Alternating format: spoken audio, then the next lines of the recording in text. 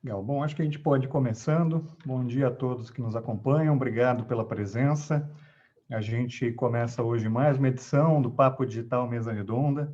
Para você que eventualmente já viu os outros eventos, o Papo Digital Mesa Redonda é um webinar, vários webinários, uma série de webinars que nós fazemos para falar sobre temas de proteção de dados, de privacidade, negócios digitais e tecnologia em geral. E a ideia aqui é tentar simular uma mesa redonda. A gente sabe que no ambiente digital é um pouco mais difícil fazer esse formato de mesa redonda, mas eu já convido a todos os participantes que, quando tiverem vontade de complementar alguma resposta de um dos outros participantes ou efetivar algum outro questionamento, fiquem efetivamente à vontade. A ideia aqui é tentar ser um diálogo, a gente poder conversar um pouco sobre o tema de hoje, que é crimes digitais e guerra cibernética. Para quem não acompanhou os últimos eventos, eles estão disponíveis no YouTube, então se você quiser ver as sessões anteriores do Papo Digital Mesa Redonda, no canal do BMA no YouTube, você tem lá os episódios antigos e pode acompanhar. Mais um aviso, um disclaimer inicial. A gente tem aqui uma série de perguntas iniciais, mas se você quiser participar realizando perguntas para os convidados, por favor, use a ferramenta do Q&A, que tem aqui embaixo no Zoom. No final da sessão, a gente vai tentar endereçar algumas das perguntas que vão ser selecionadas, se a gente tiver tempo. Então, se você quiser fazer algum questionamento específico, por favor, use a ferramenta aqui do Q&A. Hoje nós temos 3 convidados especiais para falar sobre o tema que eu começo apresentando e agradeço aqui pela participação dos 3. Inicio pelo Dr. Arthur Sabá, que é graduado em Administração pela Uniceub, mestre em Aplicações Militares pela ESAL e pós-graduado em Gestão de Projetos pela Uninter, em Gestão de Segurança da Informação pelo IESB e em Crimes Cibernéticos pela Unisul. O Dr. Arthur realizou diversos cursos em instituições nacionais e internacionais sobre proteção de dados pessoais, onde possui certificado EXIM.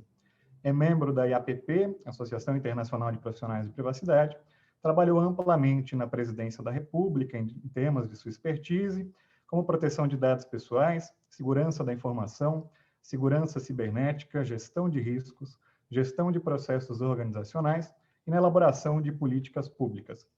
Foi coordenador-geral do Centro de Tratamento e Resposta a Incidentes Cibernéticos de Governo e diretor do Departamento de Segurança da Informação do Gabinete de Segurança Institucional da Presidência da República. Atualmente, o Dr. Sabá é diretor da Autoridade Nacional de Proteção de Dados. Obrigado, Dr. Sabá, pela presença. Dr. Rafael Galera é diplomata brasileiro e exerce a função de coordenador-geral de Segurança da Informação e de chefe da equipe de tratamento de incidentes de rede do Itamaraty.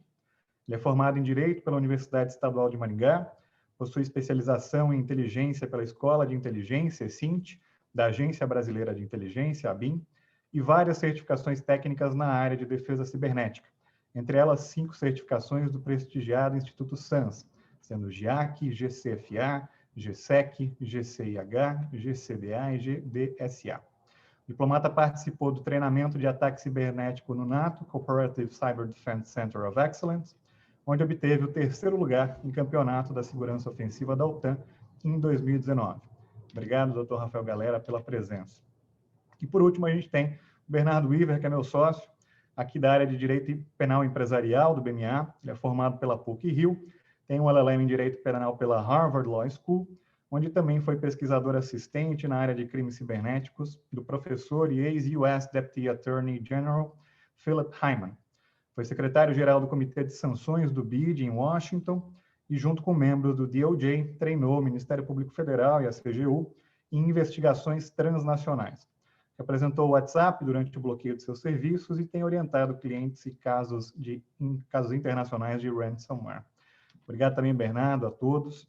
Eu queria já começar com algumas perguntas, iniciando aqui pelo Dr. Arthur Sabá. Dr. Sabá, o senhor tem vasta experiência com segurança cibernética, tendo sido, inclusive, coordenador-geral do Centro de Tratamento e Resposta a Incidentes Cibernéticos do governo.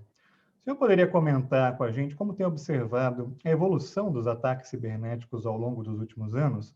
O que efetivamente mudou nos últimos 5 anos, em especial desde o início da pandemia? Bem, muito obrigado pela pergunta, doutor Felipe. Agradeço também aos colegas aqui no painel, doutor Rafael, doutor Bernardo, e agradeço o convite da BMA e a todos que nos assistem. De fato, é uma pergunta bastante importante e relevante, porque as características, a fisionomia, vamos dizer assim, desses crimes se alteraram bastante, né? Nós tínhamos, isso eu acompanhava bem de perto também, quando eu estava no Gabinete de Segurança Institucional, e também agora pelos reportes que a gente recebe, né? Bem, de fato, os ataques cibernéticos antes, eles eram baseados em manifestações ou motivados por manifestações, vamos dizer, de cunho político ou de cunho ideológico. Nós tínhamos muitos ataques de DDoS, muitas pichações de sítio, o objetivo era uma manifestação, né, e provocar, vamos dizer assim, desacreditar um determinado órgão ou organismo. Nesse caso, o que nós estamos vendo agora, os ataques cibernéticos estão muito mais voltados à obtenção de dados pessoais para fins de fraudes, né? Fraudes diversas, né? Ou então, puramente para fins de extorsão, por meio de ataques de ransomware.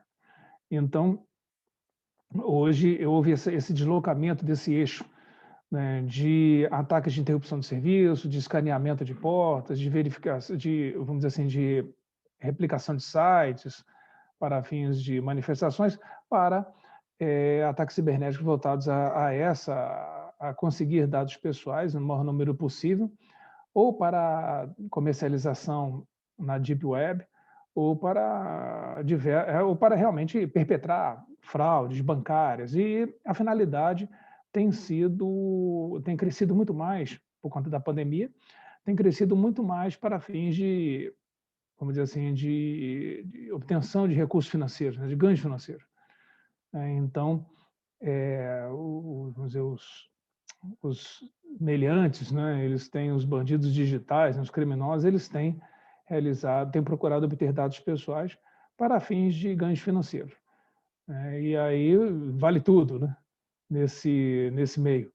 E aí nós estamos observando muito as tentativas de invasão, de quebras de sistemas, com vistas fortemente para a obtenção de dados pessoais, inclusive aproveitando-se que muitas organizações realizaram migrações até um pouco tempestivas para viabilizar o home office, e às vezes essa segurança nessa transição de escritório para casa, às vezes ela não foi bem feita, e os criminosos, verificando isso, passaram a desenvolver recursos especialmente voltados para a obtenção desses dados. Muito obrigado. Agradeço. É interessante notar essa mudança, né? A gente tem um shift meio de comportamento dos próprios criminosos, dos próprios atacantes, de que há um tempo atrás tinham uma ideologia mais política por trás dos ataques de DOS, os ataques de Distributed Denial of Service, que você basicamente derruba um site para que ninguém possa acessar, ou vai lá e picha o site para mostrar que o criminoso foi lá e foi capaz de acessar, e agora se torna muito mais um objetivo financeiro, um objetivo de, eventualmente, você obter informações do que eram antes, né? Curiosa essa mudança dos últimos tempos. Mas obrigado, doutor Sabá. Doutor, galera, ataques cibernéticos cada vez mais estão sendo associados a grupos estatais ou paraestatais, e têm sido discutidos com razoável frequência pela via diplomática também. A exemplo, inclusive, de recentes comunicações que a gente observou nos noticiários do presidente dos Estados Unidos e do presidente da Rússia sobre cyberattacks. O senhor também acredita que esse tema deve ser tratado pelas vias diplomáticas, ou, como nação, a gente deve procurar outras alternativas para lidar com ataques cibernéticos? Bom dia, doutor Felipe, doutor Arthur, doutor Bernardo, todo mundo que está nos assistindo. O tema dos ataques cibernéticos, independente deles serem estatais, paraestatais, como o senhor mencionou, ou mesmo crimes comuns, já são muito tratados pela via diplomática, só não é tão visível. Então, por exemplo, na área de crimes cibernéticos, o Brasil se tornou membro da Convenção de Budapeste sobre crimes cibernéticos, ainda esse ano. Então, o trabalho diplomático para a gente aderir a essa convenção dá aos órgãos governamentais brasileiros uma série de ferramentas para a gente cooperar com outros países, especialmente na esfera penal. o que vai tornar bem mais eficaz o combate a esses crimes cibernéticos no Brasil. Então, se até nessa área, né, de crimes cibernéticos a diplomacia tem um papel relevante, né, quando a gente começa a falar de ataques estatais ou paraestatais, cresce ainda mais, né? E dá para a gente pensar que existem três formas de se lidar com um ataque cibernético. Desde a esfera penal e criminal, a esfera diplomática e, apesar de não ter ocorrido definitivamente, a esfera militar, né? E, de acordo com a gravidade do ataque, ele vai progredindo. Então, a gente tem um ataque simples. Então, vai ser provavelmente na esfera penal, na esfera criminal mesmo. E daí o ataque com maior gravidade, com maior indício de ter sido um ataque estatal ou paraestatal, daí ele sobe de nível também. Então, daí ele começa a ser tratado pela forma diplomática. E há de se supor de que talvez no futuro algum ataque cibernético venha a ser tratado como uma retaliação militar cinética. E o caso que o doutor citou, né, da recente comunicação entre o presidente Biden e o presidente Putin, é um exemplo da diplomacia atuando para reduzir, né, essas ameaças cibernéticas. Os Estados Unidos sofreram 2 ataques de alta gravidade, um deles na Colonial Pipeline, que deixou a costa oeste dos Estados Unidos sem combustíveis, né, sem gás natural, que acabou paralisando parte da própria indústria dos Estados Unidos por um período de algumas semanas. E o outro ataque foi numa empresa brasileira, mas na filial norte-americana, que foi a JBS, que paralisou a produção de carnes por vários dias. Então, esses ataques, que foram ataques de ransomware, levou o governo dos Estados Unidos a intervir diplomaticamente e tentar conversar com o governo russo. Porque os 2 grupos hackers que fizeram esses ataques, um grupo chamado Revil e o DarkSide, acredita-se que eles são baseados na Rússia. Há certa discussão sobre se eles são influenciados pelo governo russo ou se eles são independentes, né? Depende da narrativa diplomática que se usa. Esses 2 grupos obtiveram milhões de dólares em pagamentos de ransomware e eles já atacaram mais de 1.500 empresas no mundo todo.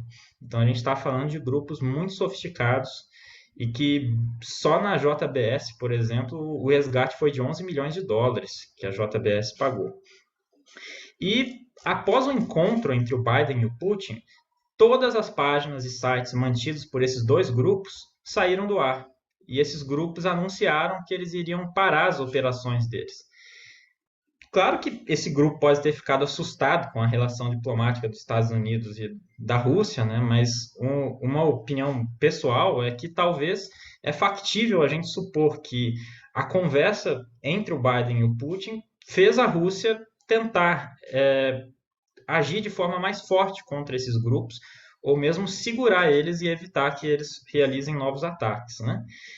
E o timing desses 2 grupos terem saído do ar foi muito relevante, foi logo depois dessa pressão diplomática dos Estados Unidos. E, além disso, as discussões diplomáticas sobre esses temas são muito importantes para se criar as interpretações e os costumes do direito internacional, que podem acabar virando normas de conduta. Então, nas Nações Unidas, por exemplo, a gente tem o Grupo de Peritos Governamentais, o GCC.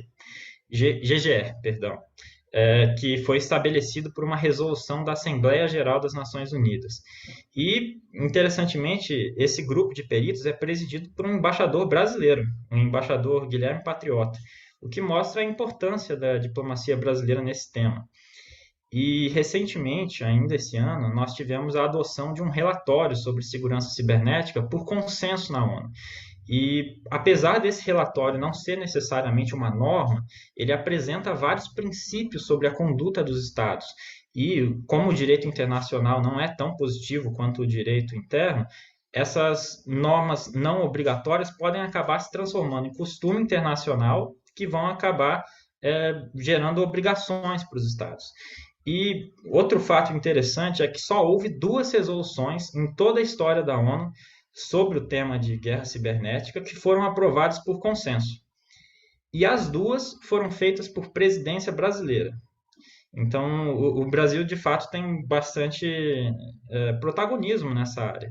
Foi uma resolução de 2015 e essa atual de 2021, sob a presidência do Guilherme Patriota. Então, sim, eu considero que a diplomacia tem um papel muito relevante nessa questão e vai continuar tendo cada vez mais. Obrigado. Obrigado, doutor Galera. É super interessante ver, bom, primeiro o protagonismo do Brasil nessa área, no âmbito internacional, pelas vias diplomáticas, e ver efetivamente, né, a necessidade da diplomacia para combater cada vez mais esse tipo de ataque, que pode estar ligado, né? Se a gente não tem clareza se está ligado ou não, pelo menos pode estar ligado a influências de outras nações. Legal. Passando para o Bernardo. Bernardo, para quem não conhece, é o nosso novo sócio no BMA, que toca aqui a área de penal empresarial. Mas, Bernardo, vamos lá. Eu queria saber de você o seguinte: você tem se dedicado a questões de criminalidade digital e transnacional faz muitos anos. Na sua experiência, quais que são as particularidades dessas duas áreas e no que elas são relevantes para a prevenção e investigação desses ilícitos? Obrigado, Palhares. Queria te agradecer o convite e agradecer outras pessoas que acabam de chegar no BMA e tenho sido muito bem recebido. Queria agradecer especialmente o Gustavo Maia, que foi quem viabilizou essa ponte da minha chegada, e aos outros sócios que têm me recebido e me estendido um tapete vermelho, dado a oportunidade da gente trabalhar nessas questões que são realmente a vanguarda da vanguarda. E agradecer aos outros panelistas por explanações tão boas, né? A ideia desse painel era justamente tirar um pouquinho do peso dos meus ombros, porque parece às vezes que a questão é só criminal, e eu queria transferir um pouquinho da responsabilidade para o Rafael e para o Arthur, não para o Arthur tanto, mas para a parte de defesa, e falar sobre as particularidades de crimes digitais e crimes transnacionais talvez seja um exercício reverso, né? Eu, quando comecei a minha carreira, eu comecei numa área que talvez seja a de investigação mais simples dentro do direito penal, que era a área de homicídios e majoritariamente passionais. Eu trabalhava no Ministério Público do Estado do Rio de Janeiro, no Tribunal do Júri. Eu menciono isso porque esse talvez seja um dos crimes mais fáceis de elucidar, na medida em que ele normalmente é cometido por uma pessoa próxima de quem morre e com acesso físico àquela pessoa no momento em que aquele crime ocorreu. E, além disso, com muitas pessoas ao redor do crime interessadas na resolução daquele crime da melhor maneira. Então, por exemplo, se eu amanhã aparecer morto aqui, certamente a minha mulher vai ficar chateada, vai até a polícia, vai motivar, vai dar informações, vai ter questões a esclarecer. E a polícia só vai precisar saber quem tinha acesso a mim naquele momento. Falar de crimes digitais é falar hoje de crimes transnacionais e é falar de começar o seu exercício de investigação criminal com todo mundo que tem acesso a um dispositivo cibernético. E, a partir daí, fazer o seu processo dedutivo. E um processo dedutivo que, além de larga escala, ele é de difícil depuração, né? Então, se a entrada de alguém no BMA, por exemplo, é uma coisa que se consegue determinar com alguma facilidade, a entrada de alguém num sistema informático é o contrário, né? Porque não só existe a possibilidade de se esconder em outros países, existe a possibilidade de usar, por exemplo, máscaras. E aí estamos falando não de máscaras de rosto, mas de máscaras de IP, para ocultar de onde você vem. Existe a possibilidade de você, de todo, estar anônimo, de todo estar encriptado na sua conta, que é uma outra discussão interessantíssima dentro do conceito de crimes digitais, né? O uso da encripção, como ela deve ser autorizada ou não autorizada, o que as autoridades podem fazer com relação à encripção no curso das investigações. E aí queria falar, assim, na verdade, o Arthur falou muito bem, né? Que a gente viu esse incremento agora momentâneo durante a pandemia, mas os crimes digitais, eles são apenas crimes, que a vida ficou mais digital e ela começou a ser os crimes começaram a também acontecer na esfera digital. E existe a questão operacional da investigação e da prevenção, e existe também uma questão cognitiva que a gente vê, que é a seguinte: fala-se que hoje os dados são a nova corrida do ouro, ou o novo petróleo, ou qualquer coisa do gênero, só que não necessariamente as pessoas e todas as empresas, não estou falando de nenhuma especificamente aqui, guardam os seus dados com o mesmo zelo que eles guardariam uma pilha de ouro ou vários milhões de litros de petróleo. Isso, obviamente, nesse momento da pandemia, facilitou com que os oportunistas, que são, digamos, os ladrões de banco digitais, né, que vão lá, roubam aquilo lá, eles não são bem exatamente ladrões, porque eles devolvem, muitas vezes, quando você paga o sequestro, e eles têm tido razoável êxito nisso, né? Então, assim, como toda questão criminal, ela é multifacetada, né? E ela é dinâmica. Para falar aqui da minha experiência com esses crimes, eu comecei lá atrás. Eu comecei com um professor meu que tinha interesse sobre tráfico de drogas online. E naquela época você não tinha Bitcoin. Naquela época ele pediu que nós fizéssemos um mapeamento de quais eram os fóruns onde se comprava drogas online, que nós fizéssemos um mapeamento de como se pagava por aquilo, né? Você não tinha Bitcoin naquela época. E nós fizemos, e aí em 2013 a tecnologia evoluiu, surgiu o Bitcoin, surgiram outras inovações. E talvez para terminar, do ponto de vista procedimental e do ponto de vista internacional, existe a dificuldade de colheita de prova, ainda que você saiba onde coletá-la. Quero trazer aqui um exemplo muito paradigmático, que é o exemplo que gerou uma legislação americana chamada Cloud Act. O Rafael certamente deve conhecê-la, que foi o caso do Departamento de Justiça americano tentar obter dados num servidor irlandês, mandando uma intimação para a Microsoft dos Estados Unidos. A Microsoft dos Estados Unidos resiste àquela intimação, fala: ei, espera aí, tem que mandar para a Irlanda, os dados são de posse e de propriedade e custódia da Microsoft Irlanda, etc. O DOJ fala: não é isso não. Você vai dar aqui para a gente e acabou.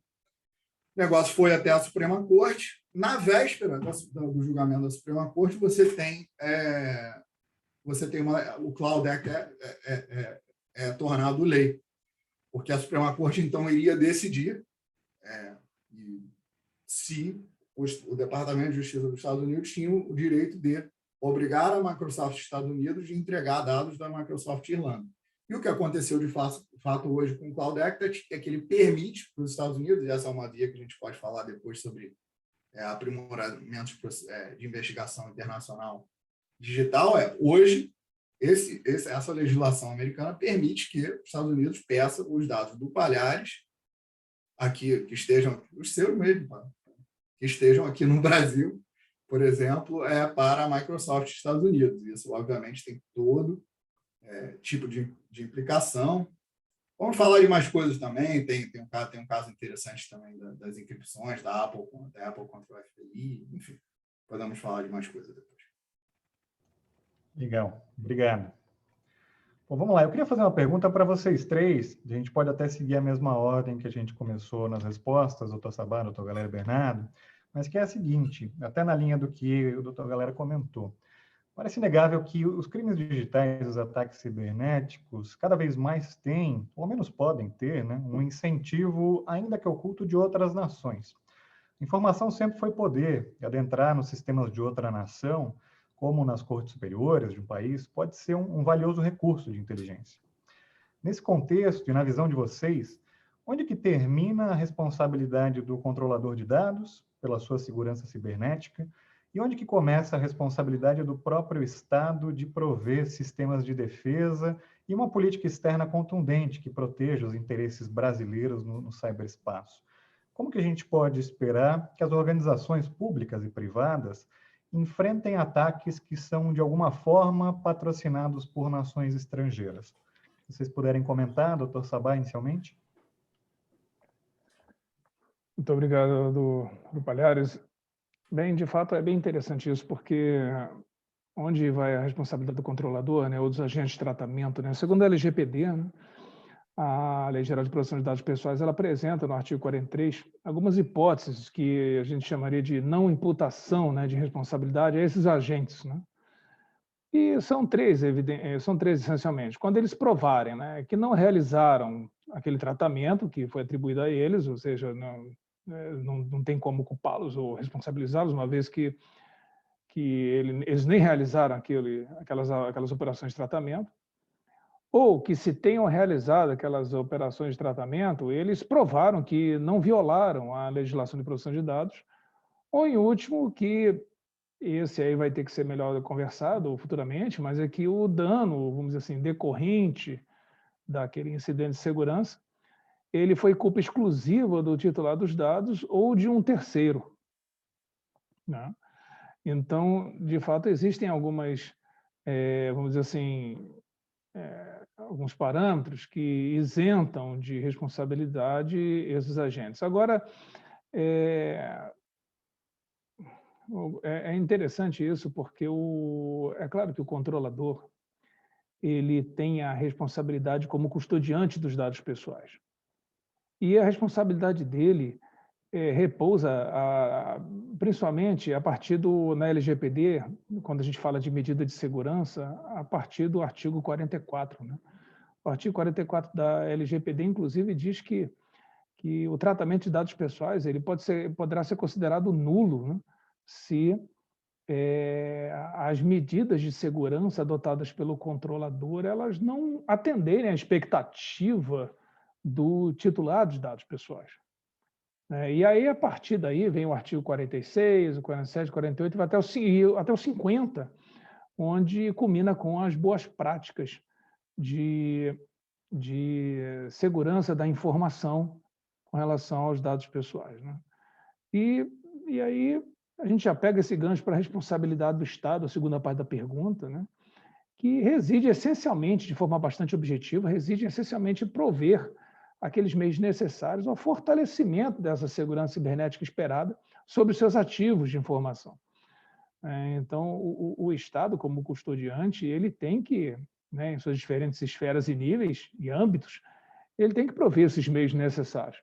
Agora, o controlador, como o controlador público, ele tem claro, atendendo aquela sequência, aquela cadeia hierárquica, ele tem que solicitar ao seu superior, tem que reportar, tem que informar, tem que dar ciência das atuais condições que aquele órgão público possui em termos de segurança da informação. Então, nós estamos falando de medidas administrativas, físicas e técnicas. Então, ele tem que dar ciência e solicitar providências e cabe ao Estado prover esses meios. Né? E a terceira parte da pergunta, com relação à política externa, o doutor Galera abordou com muita propriedade a parte da Convenção de Budapeste, que foi foi um passo muito importante que o Brasil tomou, porque esse passo significa que um alinhamento geopolítico brasileiro em relação à grande área temática de segurança cibernética e de crimes cibernéticos propriamente, né? Então, acredito que foi um movimento muito importante. Eu participei nos anos de 2017 e 2018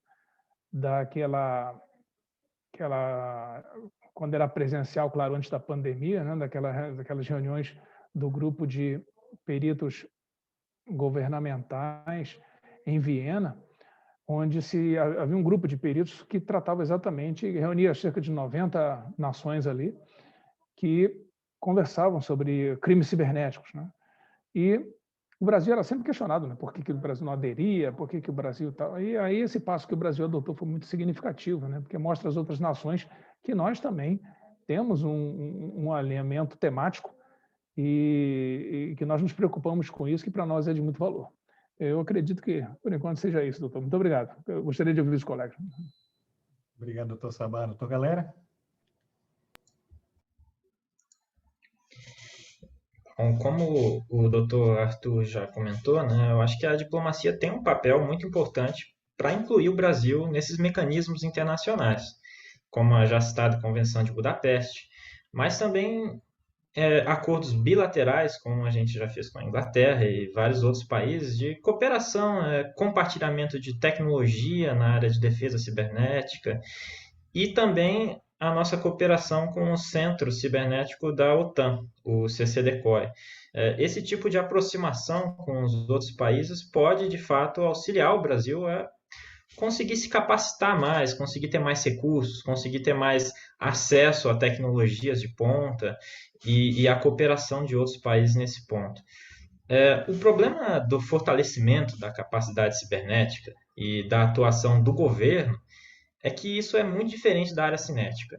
Então, por exemplo, na área cinética, o governo federal poderia instalar um sistema de defesa antimísseis na nossa costa e pronto, nenhuma empresa seria atacada por um míssil, porque ele ia interceptar tudo, que nem o Iron Dome israelense. O problema da área cibernética é que é diferente. É como se cada empresa precisasse ter um sistema de defesa antimísseis. Então, é muito mais difícil do governo federal assim, atuar na defesa dos seus diferentes órgãos, das empresas privadas também. O que o governo pode fazer, e já tem feito, né, é criar vários incentivos para que as empresas e os órgãos públicos implementem as boas práticas de segurança, essas medidas mais rigorosas. Então, a criação da ANPD, que o nosso colega, o doutor Arthur, é diretor, da própria Estratégia Nacional Cibernética e várias legislações que criam incentivos, né? Isso acaba sendo o papel principal do governo federal, de prover esses meios, de prover os incentivos para que as empresas invistam na área cibernética. E às vezes o incentivo é uma ameaça de multa mesmo. Então, a ANPD, a LGPD e várias outras normativas, o GSI tem um papel muito importante na construção de instruções normativas que até servem de justificativa para os órgãos federais pedir recursos para a alta chefia deles, para melhorar a defesa cibernética. Então, esse seria o principal papel do governo federal, eu diria. A criação dessas normativas, a criação dessa estrutura, a criação da Rede Nacional de Incidentes Cibernéticos, que é algo recente, foi publicada essa legislação há menos de um mês, que vai permitir, em tese, uma maior cooperação entre as equipes de tratamento de incidentes de rede do governo federal. E o Brasil tem avançado muito nessa área. Tem avançado, não parece com os recentes vazamentos de dados aí que tem, né? Mas na verdade a gente tem avançado muito. Então, a União Internacional de Telecomunicações, ela mantém um ranking de poder cibernético dos países. E o Brasil subiu da posição 71 para a posição 18 nesse ano. Então, em uma questão de alguns anos, o Brasil avançou muito, em parte graças à NPD, à LGPD, o fortalecimento da nossa legislação, as Forças Armadas têm investido muito no aumento da capacitação deles por meio do Centro de Defesa Cibernética do Exército. E então o Brasil acabou subindo bastante nesse ranking de capacidades cibernéticas. E na América, a gente só está atrás dos Estados Unidos e do Canadá. Então, da América Latina, nós somos o país mais capacitado para lidar com essas ameaças. Então, eu diria que esse é o principal papel do governo, construir esses normativos que permitam esses incentivos e que é muito diferente da área cinética. É essa mensagem que eu queria deixar, porque às vezes, quando uma empresa é atacada, a gente ouve dizer, poxa, e o governo federal não fez nada. Às vezes não tinha muito que o governo federal fazer, porque é muito diferente. É como se cada empresa tivesse que ter o seu próprio sistema antimísseis lá cibernéticos. Muito obrigado. Obrigado. Bernardo? O Rafael pegou o sistema antimíssil, porque eu acho que a gente conversou antes, eu falei do meu exemplo da fragata uruguaia que viesse a disparar um míssil contra uma loja de varejo qualquer nossa no Rio de Janeiro, e que, nesse caso, né, seria difícil dizer, por exemplo, que seria responsabilidade do varejista assegurar a integridade do do comprador que estivesse dentro da loja contra esse evento extremamente atípico, né? Então, já devidamente me colocou numa situação difícil. Então, eu vou muito delicadamente colocá-lo também um pouco numa situação mais ou menos interessante, que é levantar o questionamento do seguinte: a Convenção de Budapeste, ela basicamente foi adotada, ela é do Conselho da Europa, e ela vai sendo adotada mais por nações ocidentais. Que, digamos, se nós tivéssemos não quero nomear nenhuma nação, mas talvez não sejam esses os principais atores hoje no campo da guerra cibernética, seja assimétrica, ou sejam crimes digitais. Então, talvez no que tange a investigação, por exemplo, da maior parte dos incidentes que estão acontecendo agora, a convenção tivesse pouca aplicabilidade na medida em que eu não conseguiria, através dela, apesar de ser uma excelente convenção, tanto do ponto de vista processual, de cooperação para obtenção de prova, quanto uniformização, né, dos tipos penais, você não conseguiria, por exemplo, só para citar aqui um país qualquer, vamos pegar a Mongólia. Se a Mongólia estivesse nos atacando digitalmente, nós não conseguiríamos usar a Convenção de Budapeste para isso. E aí, eu gostaria de sugerir, obviamente, muito elegantemente, sem nenhum comprometimento, que assim, historicamente, o Brasil é um país que tem uma proteção militar natural pelo seu, digamos, relativo isolamento geográfico, né? Nós estamos num canto aqui do globo, embaixo, é difícil chegar até aqui de navio, nossas fronteiras também se encontram com fronteiras pouco povoadas de outros países também não muito hostis. Eu, por exemplo, moro em Copacabana, num raio de 10 quilômetros da minha casa, eu tenho 3 ou 4 bases militares. Então, esse é o nosso histórico militar. A gente está com um novo fronte de guerra, que, pelo que eu entendo, pelo que eu ouço dos comentários no governo, hoje em dia existe uma noção, pelo menos, de ataque aberto a determinados e constante, ininterrupto, uma frente, talvez, possivelmente, de guerra, a determinados sistemas do Brasil. E essa frente ela nos expõe, ao contrário da nossa natureza geográfica, né, da nossa disposição geográfica, ela nos expõe ilimitadamente, e a nações com poderio bélico, tanto no ranking da UIT, 1000 vezes maior do que era antigamente. Então, assim, eu gostaria, eu acho que eu vou ver, eu tenho confiança que no Exército, nas Forças Armadas estão cada vez mais ativos nisso, e a gente vai, talvez não colocar uma bateria na frente de cada empresa, mas a gente vai ver, digamos, esforços mais ativos, talvez mais da natureza como o Biden, esforços diplomáticos focados em determinados países que têm gerado mais problemas nessa área. E queremos ver também, na verdade, no fundo, também um pouco mais de compreensão com as empresas que são alvos, né, desse tipo de ataque, porque, como a gente mencionou,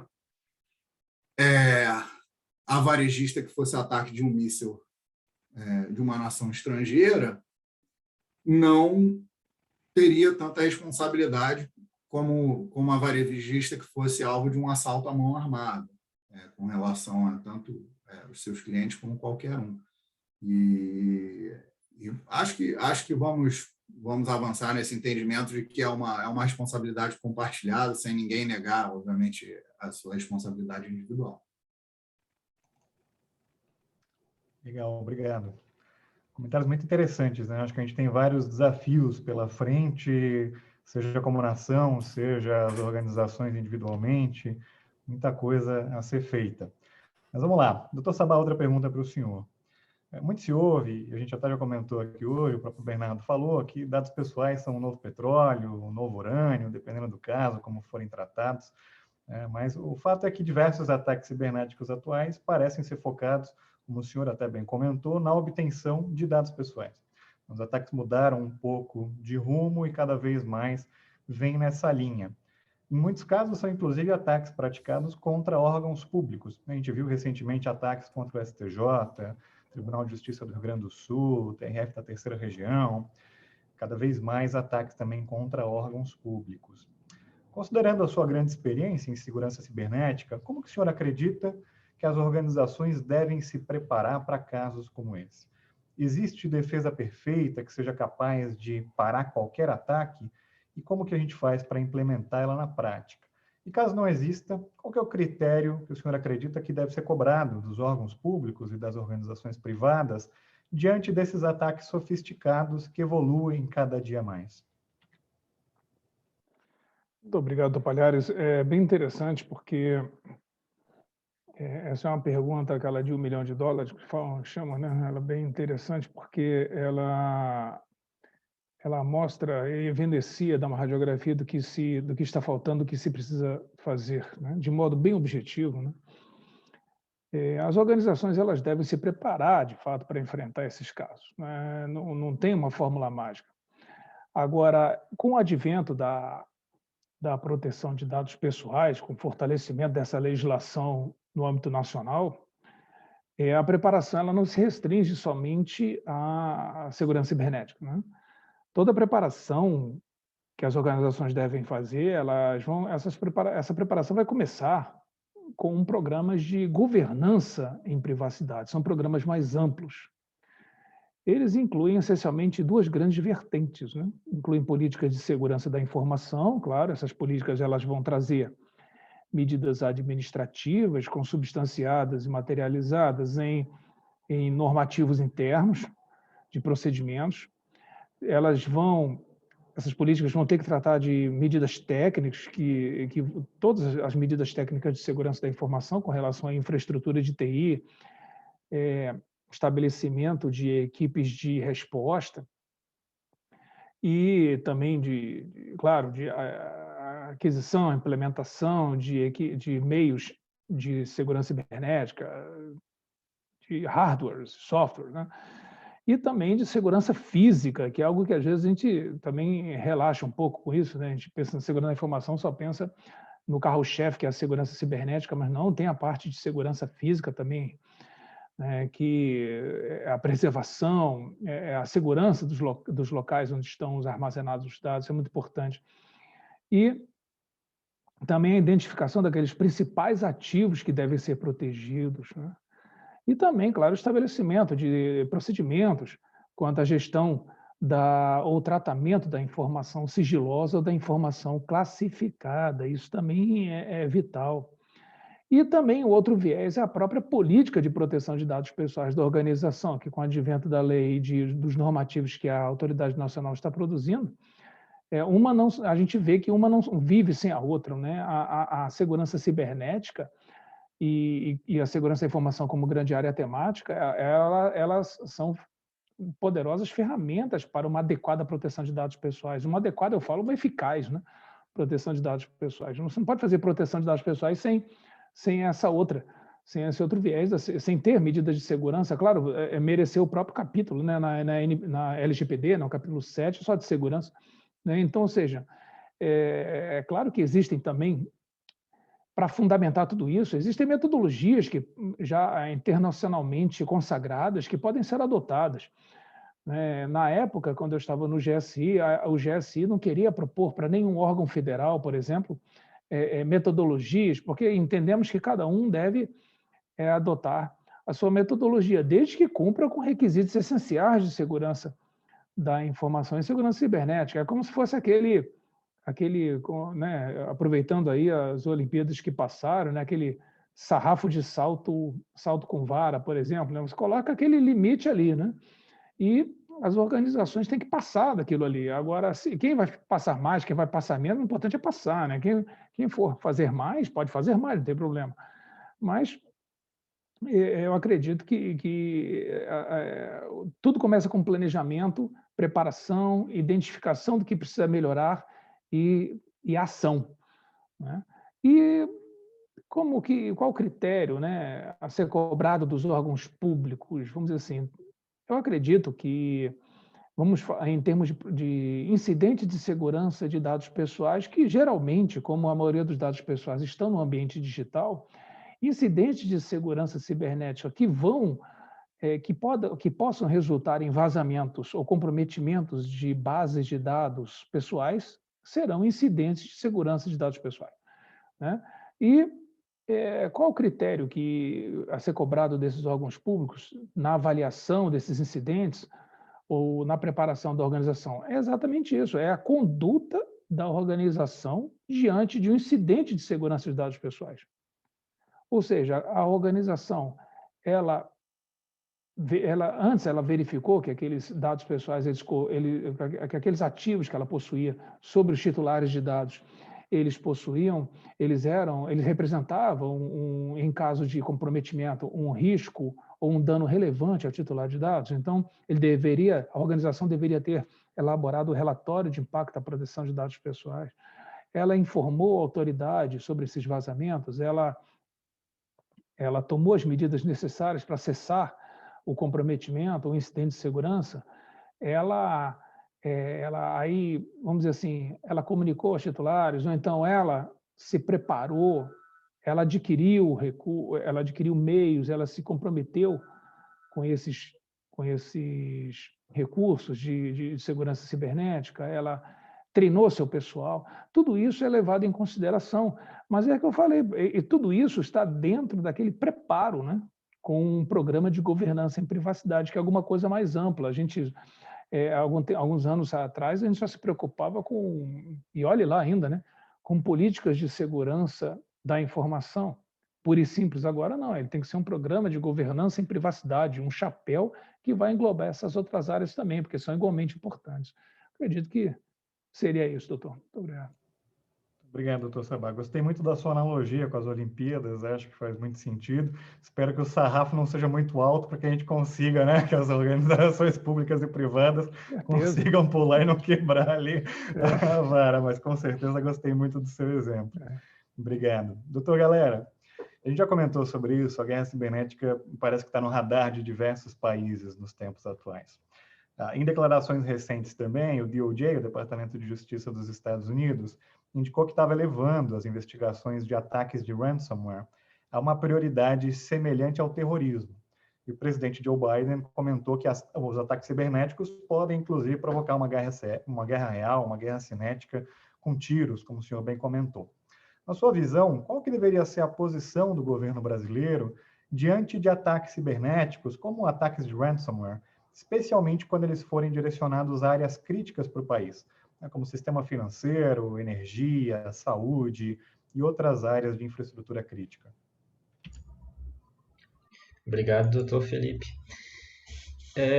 O grande tema que dificulta bastante a definição de como se lidar com esse tipo de ataque está na ambiguidade das normas e dos costumes internacionais no que se enquadra em um ataque cibernético, se ele é um ato de força ou se ele é um ataque armado, que são duas coisas totalmente diferentes.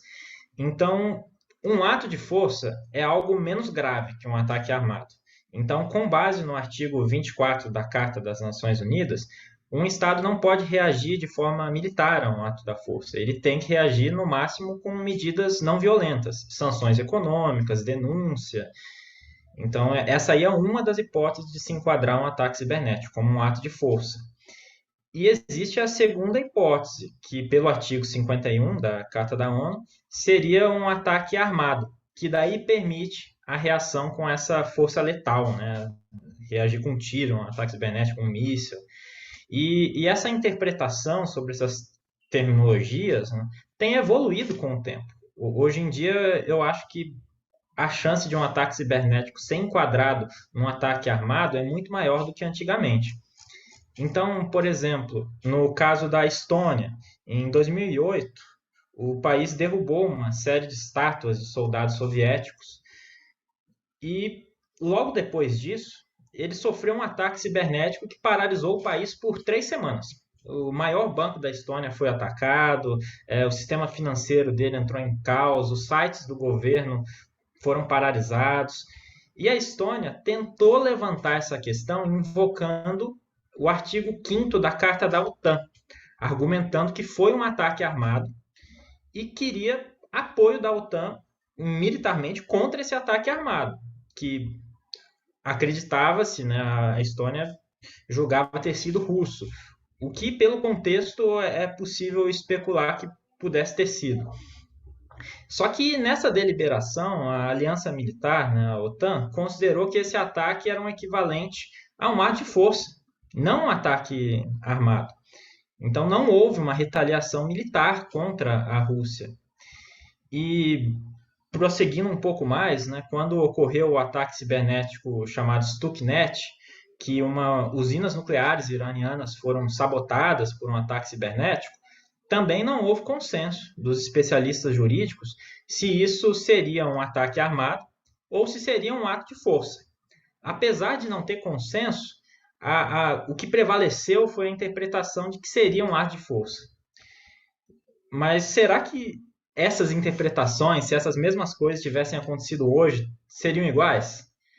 E como você bem mencionou, né, pelas declarações do Departamento de Defesa, do presidente Biden, o que me parece é que se algo assim acontecesse com algum membro da OTAN e fosse possível definir a autoria com certa certeza, o mesmo fato que em 2008 foi considerado um ato de força, hoje poderia ser considerado um ataque armado. E isso a gente fala com base em várias declarações da própria OTAN, né, do próprio presidente norte-americano. Então a gente tem visto uma evolução do que esses termos significam, de onde que um ataque cibernético se enquadraria. Tem ocorrido essa mudança dessa interpretação. E em todos os casos que eu citei, o país acusado de realizar o ataque, né, no caso da Estônia, a Rússia foi acusada, e no caso do Stuxnet foi os Estados Unidos e Israel, nesses dois casos, nenhum país admitiu que fez. A Rússia argumentava que quem fez o ataque contra a Estônia eram hackers patrióticos, eram cidadãos russos que ficaram revoltados com a quebra das estátuas, com a derrubada das estátuas, e resolveram atacar o governo estoniano. Então, como comprovar que foi algo estatal, né? Que foi a intenção do governo? Então, é algo muito complicado, porque como o Bernardo tinha comentado no começo da nossa apresentação, é possível usar VPNs, né? Essas máscaras de IPs, para parecer que o ataque está vindo de outros lugares. Então, muitas vezes, quando um ataque aparece nos registros que está vindo do Brasil, não foi o governo brasileiro que fez esse ataque. Às vezes não foi nenhum grupo hacker brasileiro. Então tem essa dupla dificuldade, definir se foi o Estado estrangeiro que está atacando e definir se não foi simplesmente uma VPN tentando burlar, tentando camuflar esse tipo de coisa. Então essa questão de autoria é muito complicada. Tem alguns países, inclusive a França, por exemplo, que argumentou que a definição da autoria é uma questão política. Ela disse que não tem como ter provas técnicas da autoria, porque é muito fácil burlar os registros, burlar os IPs. Então, a definição da autoria acaba sendo algo muito mais político do que algo técnico mesmo. E então isso dificulta ainda mais essa hipótese dessa retaliação, né? No caso dos dois ataques que os Estados Unidos sofreu, eram ataques que tinham, aparentemente, intenções financeiras. Os hackers queriam exigir resgates. Inclusive, conseguiram resgates dessas duas grandes empresas, resgates milionários. A gente está falando aqui de 60 milhões de reais. Então, esses grupos hackers têm incentivos. Eles podem ser grupos privados realizando esses ataques. Não necessariamente são grupos estatais. Então, essa definição, muitas vezes, acaba sendo por questões políticas e por ações de inteligência separadas da investigação forense. Então, isso aí seria uma dificuldade adicional dessa atribuição. E até hoje, eu não tenho conhecimento de um país retaliar de forma cinética um ataque cibernético. O exemplo mais próximo disso é quando Israel bombardeou um prédio e nesse prédio tinha os operativos do Hamas. hackers do Hamas, né? Então, só que isso foi descoberto por meio de operações de inteligência que não tinham a ver com a forense computacional. Então, as operações de inteligência israelense descobriram que existia uma base de operativos de hackers lá no Hamas e que estavam realizando ataques contra o governo israelense. E daí eles mandaram um drone e explodiram o prédio. Então, isso aí é o mais próximo assim de uma retaliação cinética que ocorreu, assim. Mas eu imagino que é perfeitamente factível que em um futuro venha a ocorrer uma retaliação cinética, um ataque a outro país. Muito obrigado. Obrigado, doutor Galera. Eu acho que cada vez mais se torna mais possível, né? Ainda mais assim, se forem ataques contra infraestruturas críticas, o senhor bem comentou os ataques na Estônia, a gente também teve aqueles ataques da Ucrânia, do NotPetya. Para quem não conhece a história, tem um livro ótimo que chama Sandworm, que foi escrito pelo Andy Greenberg, que é um colunista da Wired, daquela revista, e fala muito sobre o ataque à Ucrânia, que não funcionava nem ATM. Você ia tentar sacar dinheiro, não dava para sacar dinheiro. O trem, o metrô, não funcionava mais nada. Quer dizer, mesmo para você tentar comprar alguma coisa no mercado, cartão de crédito não funcionava, toda a infraestrutura crítica, por um período, sofreu um blackout. Acho que esse tipo de conduta, talvez, dependendo do caso, né, cada vez mais possa ser compreendida como um ataque armado e trazer consequências mais factíveis, não só do mundo cibernético, não só de crimes digitais. Muito bacana. Bernardo, mais uma pergunta para você. Qual que é o marco legislativo com o qual nós contamos hoje no Brasil para a repressão de crimes cibernéticos? E como que isso afeta as pessoas e empresas que sejam alvos de ataques como esses que a gente está discutindo aqui? Existe espaço para melhoras desse marco?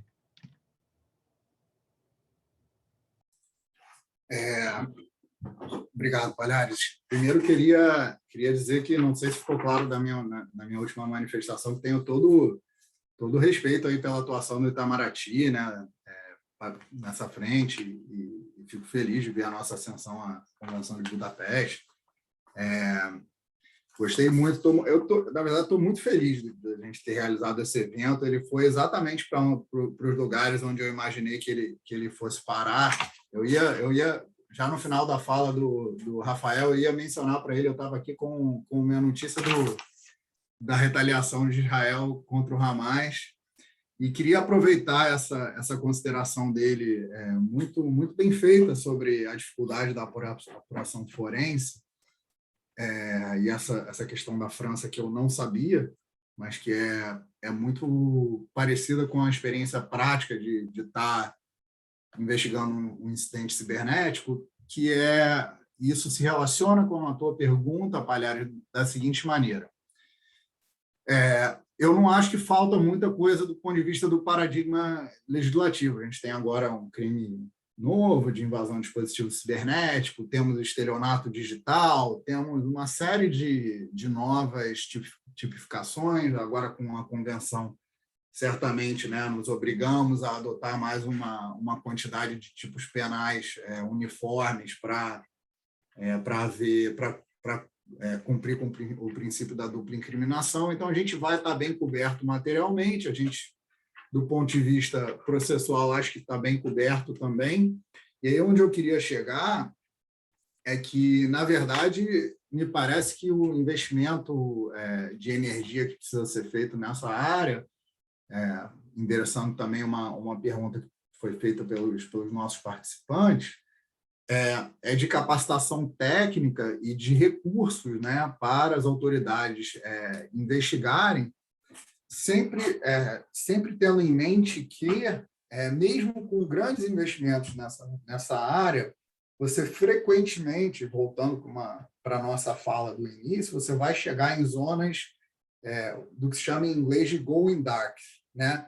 Que ainda que você tenha os instrumentos jurídicos necessários, ou seja, você intimou, o Ministério Público requisitou a informação tal da empresa tal, ele recebe aquela informação, ou ele se apossa de um dispositivo eletrônico tal e ele precisa ter acesso àquele dispositivo eletrônico. O que acontece muitas vezes é que ele fica sem a capacidade técnica de fazer aquela investigação digital. E aí, obviamente, a capacidade técnica pode ser tanto humana, né, ou seja, você não tem indivíduos capazes de fazer aquilo, ou ela pode ser uma limitação tecnológica também, né? E aí entra aquele caso que a gente também mencionou no início, que era, por exemplo, o caso da Apple contra o FBI, né? Em que talvez alguns vão lembrar, os terroristas que atacaram São Bernardino tinham um iPhone, e o FBI presumia que lá dentro daquele iPhone você tinha informações relevantes e o que ele queria, o que ele pediu ou intimou a Apple a fazer foi desenvolver um backdoor para a encripção deles, ou seja, realizar uma ação, não era simplesmente dar uma password ou dar acesso a dados que eles tinham, era obrigá-los a desenvolver uma ferramenta de decripção para que eles tivessem acesso ao conteúdo daquele iPhone. Ou então que, acho que também pudessem mudar o código-fonte para que também o FBI tivesse acesso. Esse caso também, como aquele da Microsoft, acabou não tendo uma resolução jurídica, porque fez-se a quebra dos iPhones pela via técnica. Mas, para responder a tua pergunta, Felipe, e até para quem eventualmente venha a ser alvo de um ataque desse, é uma decisão difícil, né? Uma decisão difícil, mas que a gente acha que muitas vezes o setor privado ainda tem ferramentas mais eficientes do que algumas polícias do Brasil para investigar esse tipo de crime, né? Para tentar, e se nem a França consegue, né? Para tentar, da melhor maneira, determinar quem pode ter sido o atacante e que medidas tomar, né? É importante ressaltar que o crime do artigo 154A é um crime de ação penal pública condicionada da representação, e isso nos leva a entender também que existe uma certa disposição por parte da vítima acerca de que rumo tomar com relação às apurações a serem feitas internamente, né? Mas queria agradecer essa pergunta e uma vez mais, reiterar, acho muito positiva a atuação do Itamaraty, das Forças Armadas, de todo mundo. Eu só espero ver mais, eu espero que nós possamos ter uma política assertiva aí nessa área. E acho que essa foi a última pergunta para mim, não sei. Então, vamos lá, não, agora a gente tem uma pergunta para vocês três, antes de... Bom, quem quiser fazer perguntas que estiver nos ouvindo, agora é a hora, a gente tem uma última pergunta preparada, mas se vocês quiserem perguntar alguma coisa, mandem pelo Q&A, a gente vai tentar selecionar uma pergunta ou duas, já que também já estamos no adiantado da hora aqui, mas queria fazer uma última pergunta para os três, a gente pode rodar da mesma forma como a gente rodou anteriormente, iniciando pelo Dr. Sabá, que é a seguinte: em casos extremos, no pior cenário, quando uma organização pública ou privada sofre um ataque, como, por exemplo, um ataque de ransomware, qual que é a opinião de vocês sobre como a organização deve reagir? Principalmente, assim, diante de um pedido de resgate, é preferível pagar os criminosos ou perder todas as informações? E para ilustrar, eu acho que vale a pena a gente lembrar do caso envolvendo o STJ, né, uma das instituições centrais para o adequado funcionamento do Poder Judiciário no Brasil. Caso eles não tivessem backups das informações ou caso os criminosos resolvessem ameaçar, revelar todas essas informações mantidas pela corte, qual que deveria ser a postura do Estado nesses casos? E como que uma organização privada também deve reagir em situações como essa? Se vocês puderem comentar, iniciando pelo Dr. Sabá. É muita responsabilidade, né, comentar isso antes dos meus colegas especialistas, né? Mas o que acontece? Do ponto de vista da segurança da informação, é basilar. Um dos princípios mais básicos da segurança da informação é que a organização público-privada tenha um backup, né, dos seus... Até a pessoa física, mesmo pessoa natural, né, tenha um backup dos seus dados em algum lugar, né? Ou na nuvem, ou um HD externo. Ela tem que ter backup de tudo isso que é mais valioso para ela. Isso é o princípio basilar, é o básico do básico. Quando você começa a estudar segurança da informação, esse aí é a primeira aulinha todos aqueles, né? Trocentos slides, esse é o primeiro, né? Ter backup, né? Então, uma organização que no pública ou privada, eu diria até mormente a pública, né? Que não tenha backup, é um crime capital, né? Se fosse na época da Santa Inquisição, ia todo mundo, né? Para fogueira, porque isso aí é tribunal do Santo Ofício direto. Isso aí, né, doutor Bernardo?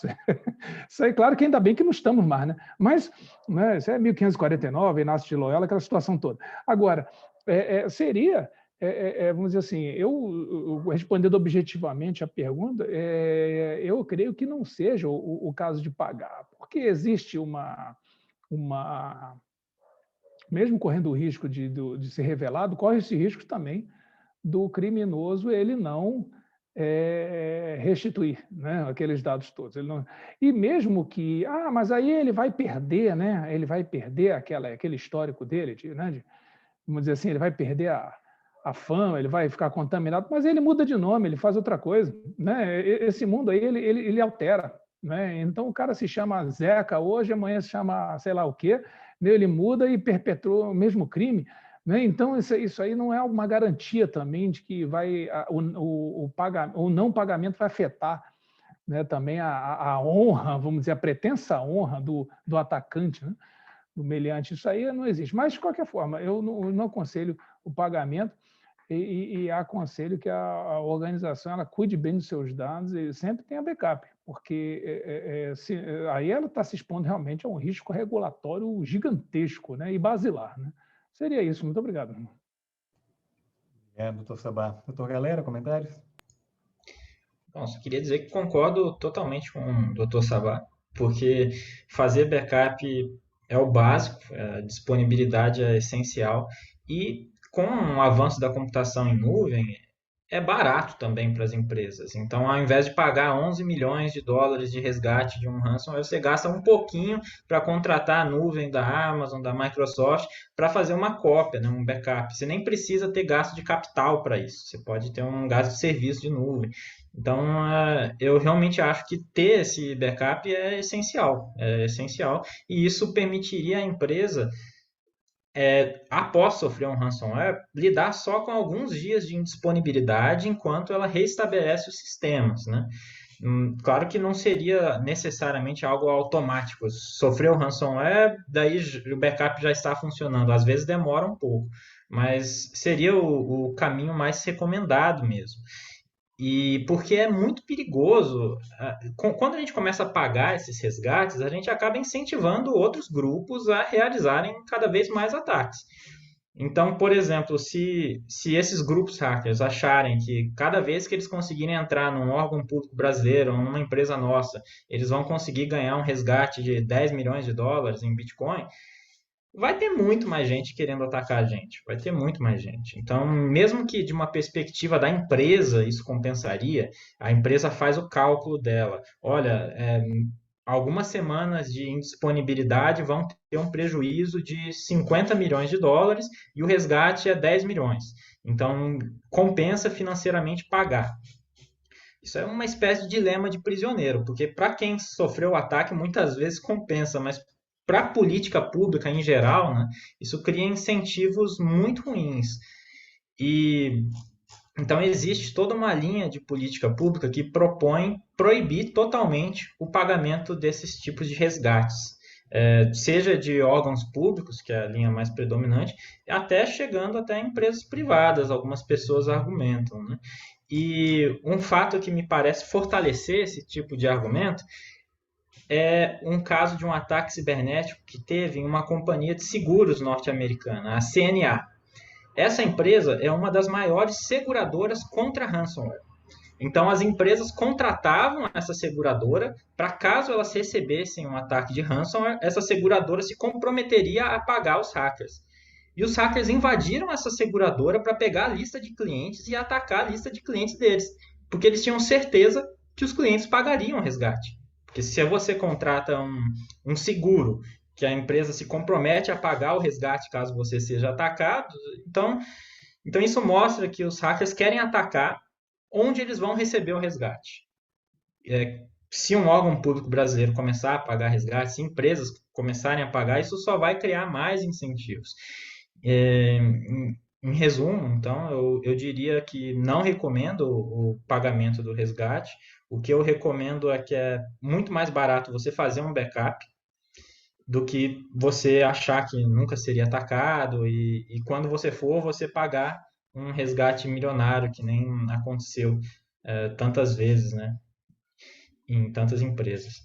Então, por mais que seja doloroso restabelecer esses sistemas após um ataque de ransomware, a longo prazo eu considero que a política de não se pagar o resgate pode ser a melhor para a administração pública e até mesmo para o setor privado também. Ótimo, obrigado. Bernardo, comentários?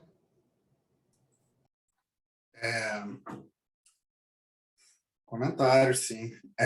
Eu acho que eu vou divergir aqui um pouco dos outros dois panelistas para dizer que, assim, para dar a resposta mais famosa do advogado, que é depende. Eu acho que é uma análise bem difícil, né, a ser feita, que vai ser feita num momento vai ser feita num momento muito delicado, então as pessoas têm que se planejar para fazer essa decisão. Então, eu diria que as companhias têm que estar organizadas com comitês de crise para saber e decidirem se vão realizar o pagamento ou não. E mais, eu diria que tem que estar muito bem assessoradas para decidir se vão realizar ou não o pagamento.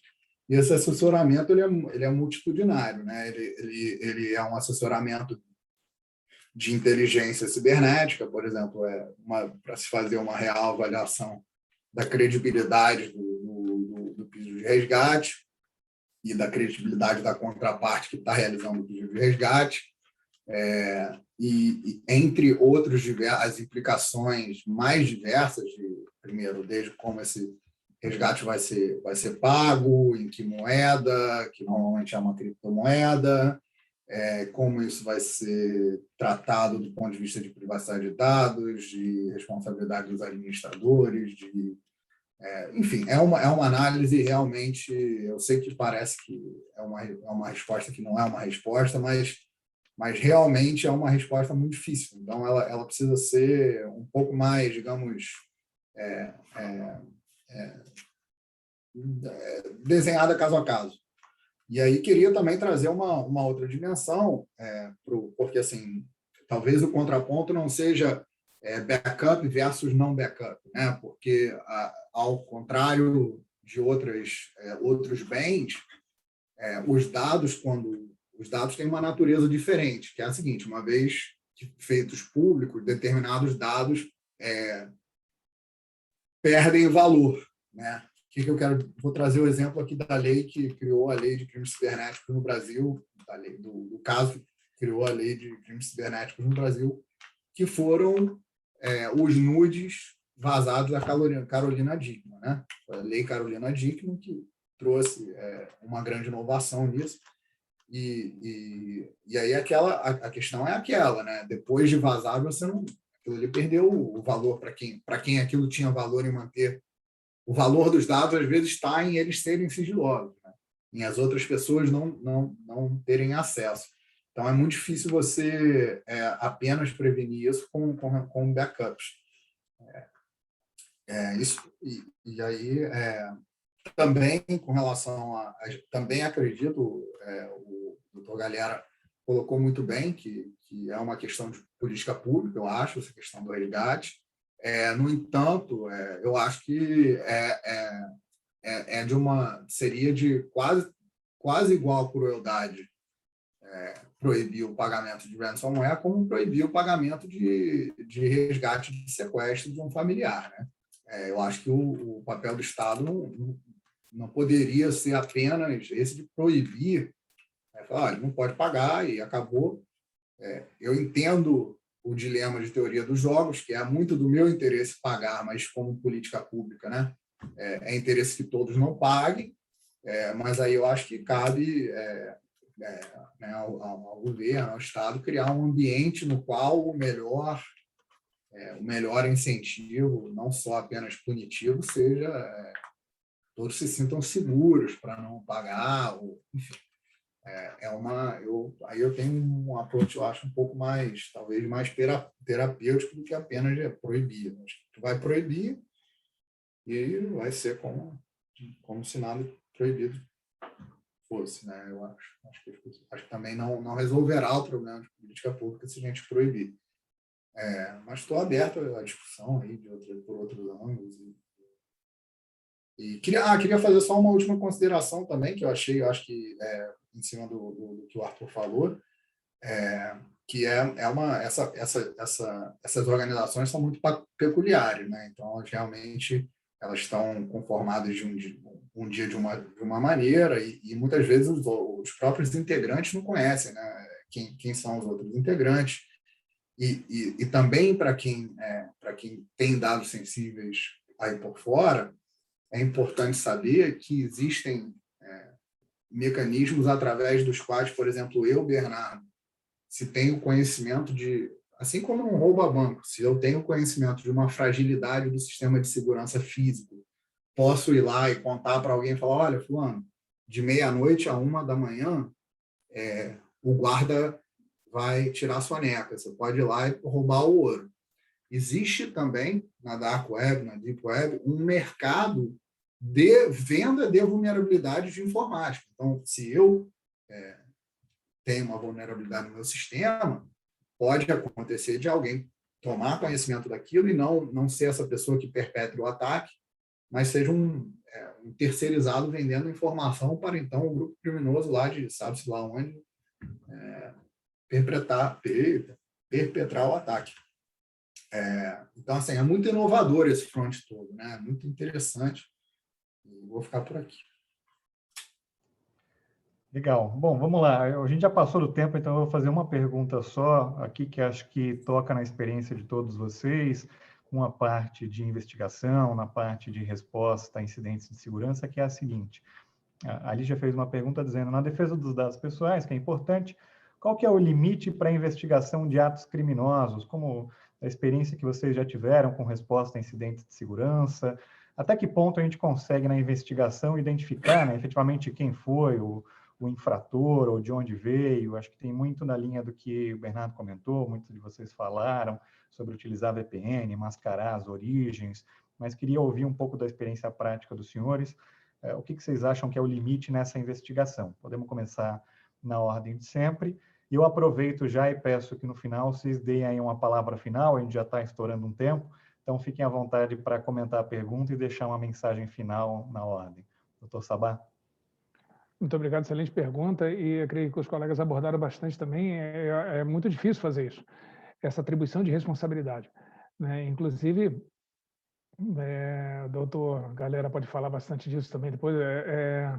Essa parte de atribuição, nós conversando em reuniões com outros países também sobre isso, no GGE e em outros fóruns, é muito difícil fazer essa atribuição, tanto, claro, entre países, como próprio no âmbito nacional, né? Você descobrir. Agora, é claro, existem recursos que podem ser amplamente utilizados, os departamentos de repressão a crimes cibernéticos da Polícia Civil, né, dos estados e distrital, e também a Polícia Federal, tem recursos vastos para poder, vamos dizer assim, percorrer o caminho inverso, fazer essa engenharia reversa e é claro, tentar, geralmente até consegue, porque só quando o atacante ele é muito experiente mesmo é que ele consegue mascarar completamente, né? Então, senão os departamentos estariam falidos de repressão a crimes cibernéticos e estão aí atuantes, graças a Deus. Então, existem realmente condições de fazer reverso. Agora, que é difícil, mas sempre vale essa colocação. Eu acredito que os colegas podem acrescentar. E eu só tenho a agradecer mais uma vez, finalizando, né, pelo convite e dizer que estamos à disposição. Muito obrigado. Obrigado, doutor Sabá. Obrigado por participar do nosso evento. Doutor Galera?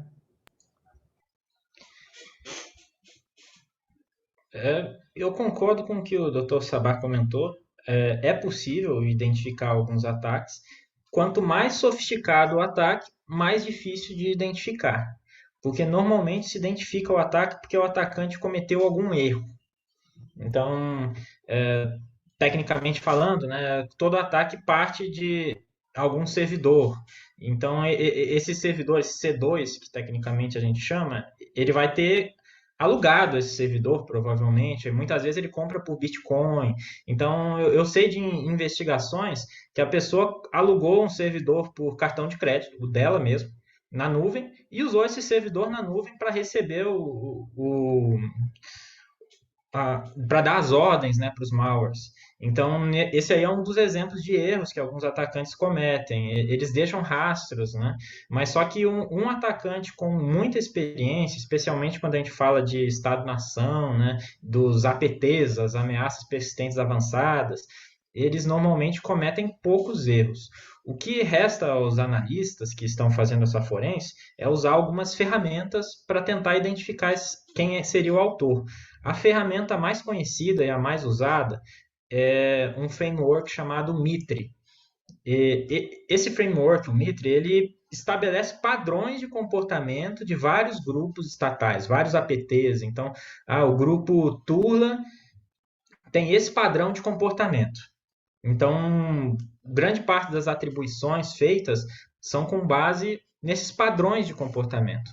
Só que daí a gente entra numa outra dificuldade, porque se esses padrões de comportamento são de conhecimento dos analistas de segurança, o que impede um grupo estatal de fingir ser outro grupo? Ele vai lá ler o padrão de comportamento do grupo russo e copia esse padrão de comportamento.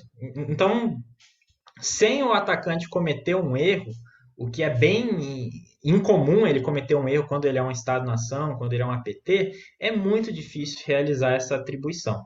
Às vezes a gente consegue atribuir por suposições. Então, por exemplo, um determinado órgão recebeu um ataque com um malware super sofisticado e que não é usado para atacar outros órgãos.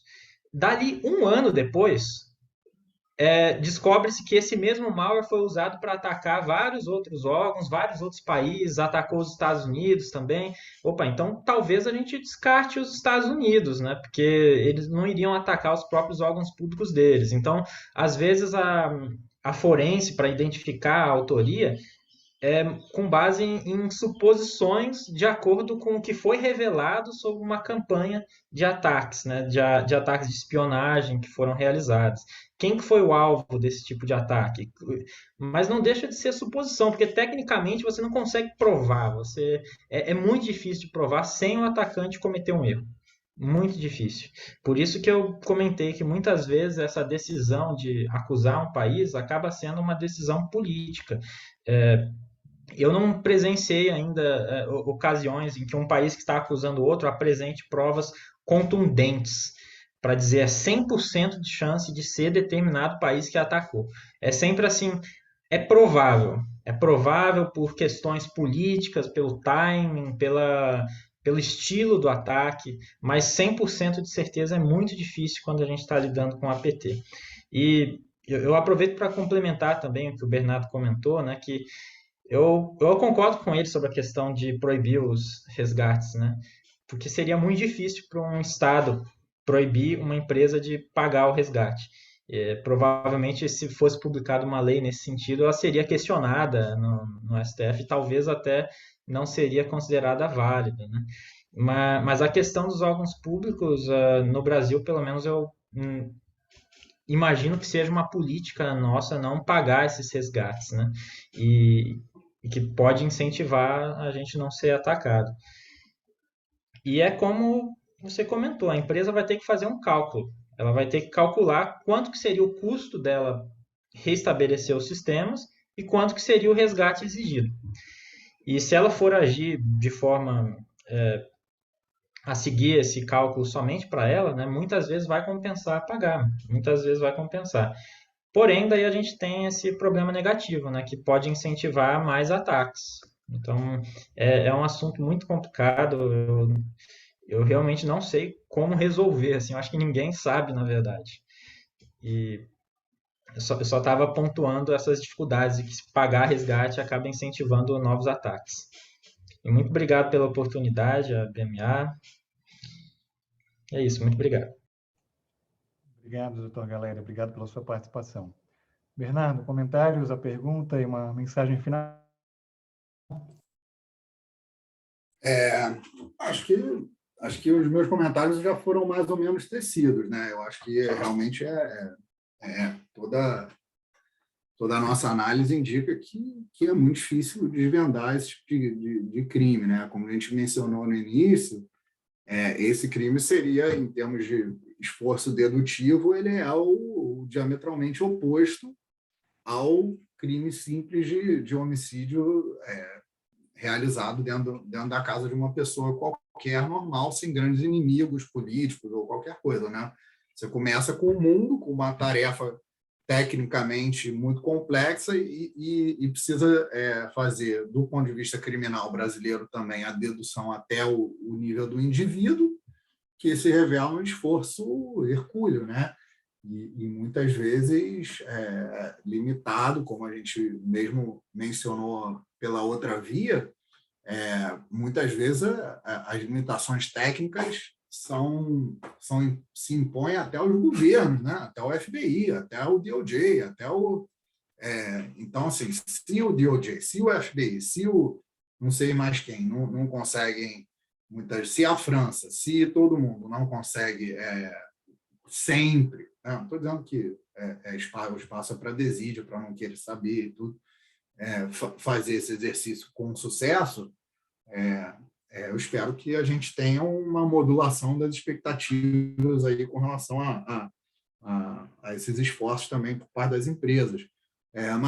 Mas, além disso, queria só realmente dizer que foi um prazer assim, sem tamanho estar aqui, que pode parecer que estou falando aqui com muita segurança, mas, na verdade, isso é fruto da minha parceria com o Palhares. A gente, nesse tipo de evento, a gente atua muito, muito conjuntamente. Ele ficou hoje só fazendo pergunta, mas ele tem também muitas, muitas, muitas respostas, talvez mais que eu. Queria também agradecer aos outros, ao Arthur e ao Rafael. Foi um evento aí brilhante mesmo, e desejar aos nossos, a quem compareceu hoje, um 2021 sem crimes cibernéticos. Obrigado, maravilha. Bom, eu também aproveito para agradecer a todos os participantes, doutor Sabá, doutor Galera, Bernardo. Prazer tê-los aqui conosco no Papo Digital. Você que nos acompanhou, se eventualmente perdeu o começo, esse vídeo fica gravado no YouTube do escritório depois, para você ver, e acho que vale a pena, né? Esse é um tema que cada vez mais levanta debate, levanta controvérsia, e levanta coisas que a gente precisa aprender ainda e ver como vão lidar no nosso futuro. Cada vez mais os ataques são ataques cibernéticos. A gente ouve pouco se falar de um assalto a banco fisicamente, mas no mundo digital, todo dia, em todo minuto, tem milhares de pessoas mal intencionadas tentando atacar instituições financeiras pela via cibernética, acreditando que não vão ser pegos, acreditando que assim, obviamente, é mais fácil. E é claro, o ataque cibernético, ele nunca te traz o risco de você tomar um tiro, né? Você vai lá roubar um banco, você pode ainda ser alvejado, pelo menos no ataque cibernético, o criminoso acha que isso não vai acontecer. Então, com certeza é um tema instigante, crimes digitais e guerra cibernética, a gente deve ouvir cada vez falar mais. Agradeço a todos, foi um prazer, em meu nome, em nome do BMA, obrigado pela presença, sempre uma honra contar com participantes tão qualificados para esse debate. Eu aguardo vocês na próxima, né? Quem nos ouve, na próxima edição do Papo Digital, que deve acontecer no final do mês que vem. Obrigado a todos, um bom dia, uma boa terça-feira para todo mundo. Tchau, pessoal. Um abraço. Muito obrigado. Até mais.